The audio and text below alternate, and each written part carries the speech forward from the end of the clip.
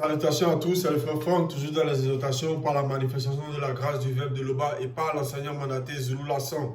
Il était permis qu'on puisse de nouveau aller dans Kalatambali, la Bible authentique sans erreur ni contradiction, disponible dans les éditions zululasson.com pour une nouvelle exhortation dans le livre des puissants patriarches du nom de Wondia, qu'on appelle communément dans les bibliothèques classiques Esaïe. Mais Esaïe était un noir et son vrai nom c'est Wondia, Wondia qui veut dire liberté. Et son livre s'intitule Prise de contact et vision du futur. Oui, Wondia qui était un puissant Batopéda Moudi, ça veut dire qu'un prophète avec P majuscule qui parlait de la part de l'esprit et pour l'esprit qui a prophétisé sur plusieurs époques et même sur celle qu'on vit actuellement dans cette réalité du visible. Et nous allons nous rendre à la page 517 à partir du chapitre 29, verset 8. On nous fait mention ici de deux états ici. Deux états dans lesquels les individus vont se trouver et on va voir c'est qui ici. Et aveuglement, selon la définition qu'on peut retrouver dans les différents moteurs de recherche, on nous dit état d'une personne dont la raison est obscurcie et dont le discernement est troublé.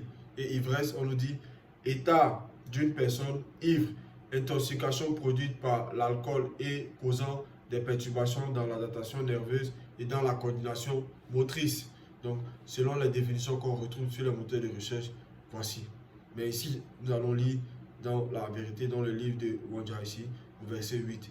Et Wondia va nous détailler cela, selon ce que le verbe permettra. Comme celui qui a faim rêve qu'il mange, puis s'éveille l'estomac vide, et comme celui qui a soif rêve qu'il boit, puis s'éveille épuisé et languissant, ainsi en sera-t-il de la multitude des nations des blancs et des sangs mêlés qui viendront attaquer les montagnes sacrées de Wassé. Donc ici, on nous parle ici des gens ici, de quelqu'un ici qui va avoir faim. C'est des images, qui a faim physiquement, et il rêve qu'il est en train de satisfaire ses faim-là, qu'il est en train de manger. Puis s'éveille, c'est-à-dire qu'il sort du sommeil, il a l'estomac vide, donc il va se réveiller, il va se rendre compte qu'il n'a pas mangé, qu'il n'a pas satisfait sa faim. Donc il va se réveiller avec l'estomac vide. Et comme celui qui a soif rêve qu'il boit, puis s'éveille épuisé et languissant. Donc ici aussi, on nous parle de quelqu'un qui rêve, donc qu'il a soif déjà, et il rêve qu'il boit, qu'il est en train de satisfaire sa soif, qu'il est en train de se désaltérer. Donc ici, on nous dit ici, puis s'éveille, donc il sort du sommeil, épuisé, fatigué, c'est-à-dire qu'il est fatigué et languissant. Donc il a toujours cette soif-là qui est en lui. Donc on nous dit, ainsi en sera-t-il de la multitude des nations, des blancs et des sangs mêlés qui viendront attaquer les montagnes sacrées de Wassé. Donc ils vont venir attaquer ce qui est sacré, ce qui est inviolable, ce qui est inattaquable. Donc ils vont être dans l'aveuglement et dans l'ivresse. Ils vont venir dans le continent bien-aimé, ils vont venir à Wassé, ils vont venir pour piller les richesses, ils vont venir pour manifester, pour imposer des lois contre nature. Mais en réalité, ils sont dans l'aveuglement et dans l'ivresse, parce que ça ne servira à rien.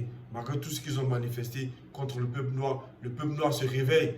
Et on voit actuellement même dans cette réalité du visible ce qui se passe un peu dans le continent. Il y a plein de pays qui sont en train de rompre certains accords avec ces blancs-là et ces sangs mêlés. Et la conscience est en train de revenir. Même par rapport à les lois contre nature qui veulent imposer, on voit plusieurs pays rejeter cela. Rejeter cela. Et ils vont dire, si vous n'acceptez pas, on va vous donner des aides, on va faire ceci. Mais on voit même que ces pays-là ne veulent pas. Ne veulent pas parce qu'eux aussi, ils ont les intérêts ici. Donc ces pays-là disent que si vous touchez à ça, si vous coupez, nous aussi vos intérêts. Donc le peuple noir se réveille. Donc tout ce qu'ils ont manifesté, ça ne servira à rien. Ça ne servira à rien. Et on poursuit au verset 9. Soyez stupéfaits et étonnés, fermez les yeux et devenez spirituellement aveugles. Ils sont ivres, mais ce n'est pas de vin. Ils chancellent, mais ce n'est pas l'effet des liqueurs fortes. Donc ici, ils sont en train d'âtonner. Ils sont dans l'aveuglement, ils sont dans l'ivresse spirituelle. Donc Wondia, il prophétise ici. Wondia prophétise ici. Et on poursuit. au verset 10. Car Moudima Beko qui se dit a retiré la protection sur vous et plusieurs démons d'assoupissement de haut rang vous ont possédé. Donc ici, on nous dit ici que Moudima Beko qui se dit, Moudima Beko qui se dit, c'est qui ici? C'est l'entité en charge des châtiments du domaine de la nature. Donc il en dit qu'il a retiré sa protection. Et c'est parce qu'il a retiré sa protection que plusieurs démons d'assoupissement de haut rang, c'est-à-dire qu'ils vont plonger ce peuple-là dans le sommeil, dans un sommeil profond, pour ne pas que ce peuple-là puisse se réveiller. Mais ça ne servira à rien. Ça ne sert à rien. Parce que la vérité est en train de sortir. La vérité est là. La vérité est là. Car elle a même toujours été. Mais on a la grâce dans cette époque-ci d'avoir le deuxième, d'avoir Kalatambale, d'avoir le récit authentique. Ce qu'ils ont cherché à falsifier, à cacher. Mais ça les rattrape aujourd'hui. Ça les rattrape aujourd'hui. Et ils ne peuvent plus nier l'évidence. Et on poursuit dans le même verset. Et on fermé vos yeux, entre parenthèses, les prophètes corrompus, et on voilé vos têtes, les voyants corrompus. Donc ici, on ne parle pas des faux prophètes ici, qui vont venir dans le visible, vont aller sur TikTok, parler, dire qu'ils sont des prophètes, sont des pasteurs. Et on sait déjà même que c'est des faux prophètes, parce qu'ils ne sont même pas des prophètes ici. Mais on va voir les faux prophètes dont on parle ici, à la page 216, dans le chapitre 15. Ici, c'est l'histoire ici d'un vieux prophète et d'un jeune prophète. Et ce jeune prophète-là, il a été mandaté par le verbe de Loba. Il a été ordonné de manifester une mission.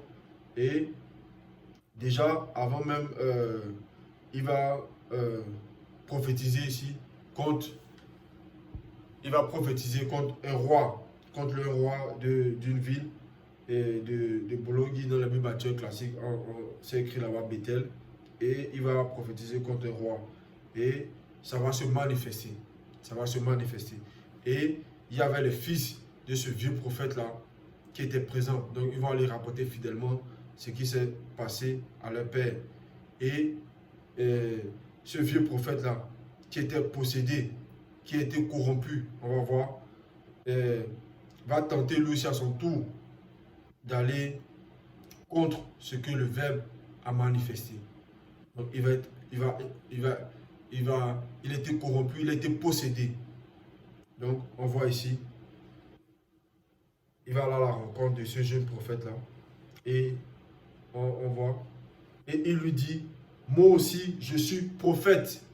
Donc prophète avec P minuscule.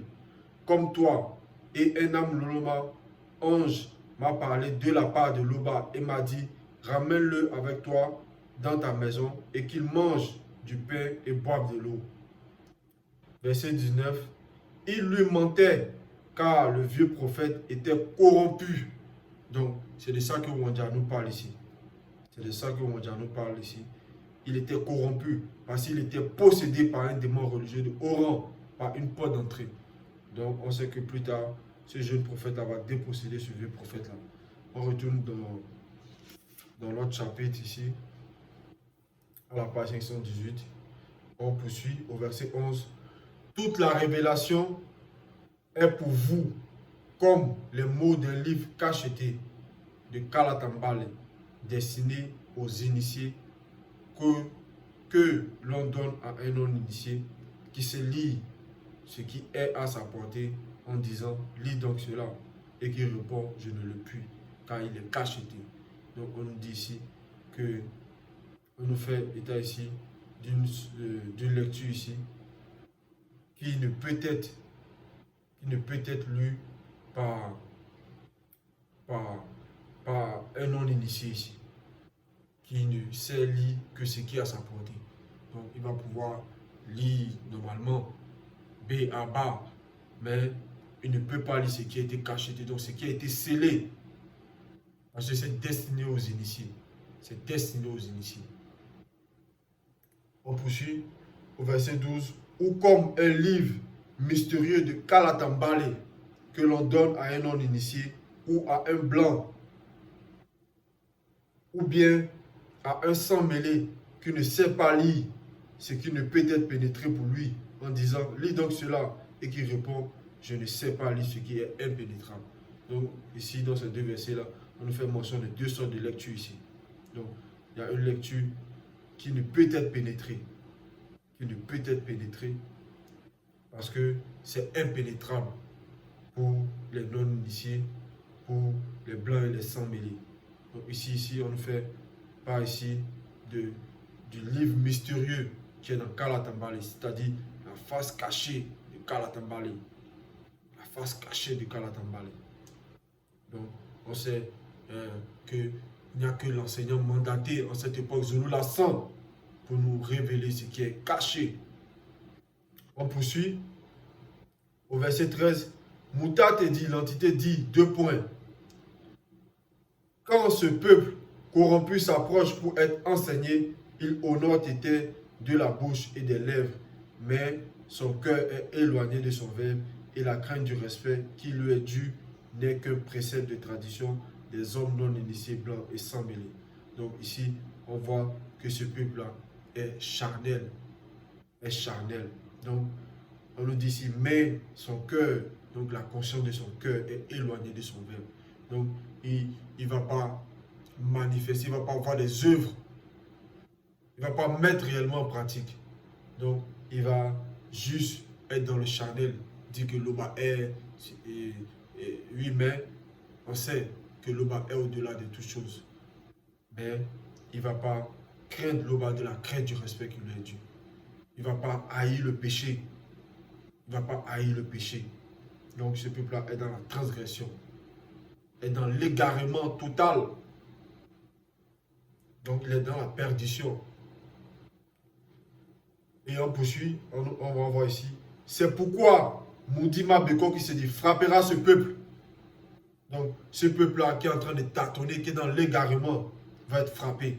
Mais ce n'est pas à d'autres peuples de le faire. C'est pourquoi ça nous dit ici. C'est pourquoi Moudima Beko qui se dit. Donc c'est Moudima Beko qui se dit, qui est habilité à le faire. Frappera ce peuple par des prodiges et des miracles.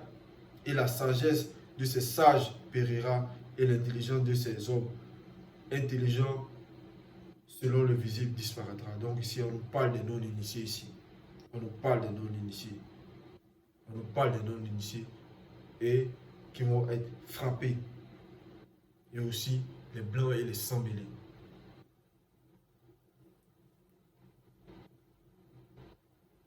Au verset 15, on poursuit.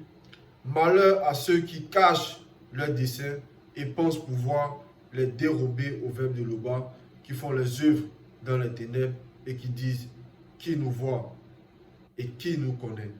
Donc, c'est ce qu'on a vu ici dans le chapitre, dans le verset 13. Donc, ce peuple-là qui va honorer Tété de la bouche et des lèvres. Donc, ils vont dans le visible, ils vont faire croire aux gens que ils mettent en pratique le message, qui craignent l'Oba de la crainte du respect qui leur est dû. Mais derrière, ce n'est pas le cas. Ce n'est pas le cas. Mais on nous dit ici que ceux-là, le Verbe les voit. Le Verbe connaît les œuvres, car rien n'est ténébreux pour la manifestation du Verbe de l'Oba.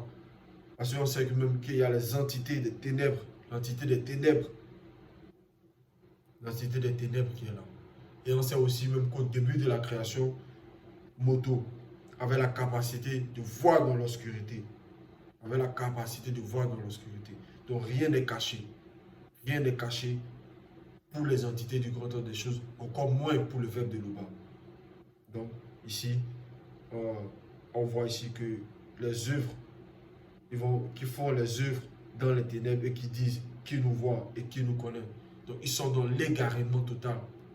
Ils sont dans l'égarement total. Ils ne sont pas conscients que l'Oba est hors de toute chose, de toute notion. Et on sait que son Verbe a créé toutes choses. Son Verbe a créé toutes choses. Et on poursuit, on va en voir encore plus. Quelle perversité est la vôtre? Le potier doit-il considérer doit-il être considéré comme de l'argile pour que l'ouvrage dise de l'ouvrier, il ne m'a point fait. Donc, ce peuple ici va rentrer dans, dans, dans des méditations, dans des pensées dépourvues de sens, dépourvues de logique. Parce qu'ils sont en train de tâtonner ici. Ils sont en train de tâtonner. On poursuit dans le même verset. Pour que le vase dise du potier, il n'a point d'intelligence. Il n'a point d'intelligence. Donc, ce qu'ils vont manifester ici, c'est grave. C'est grave. Ils vont aller même encore plus loin dans leur égarement.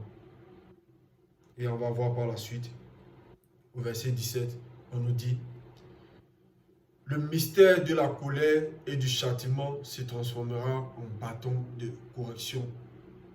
Le mystère, donc le mystère de la colère, du châtiment se transformera en bâton de correction. Donc ce peuple-là, il va être mis, il va recevoir une correction. Il va recevoir une correction pour aller de l'avant, pour prendre la bonne direction.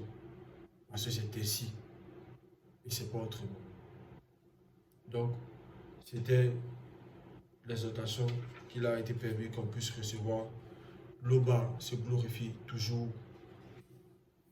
Et si soit-il.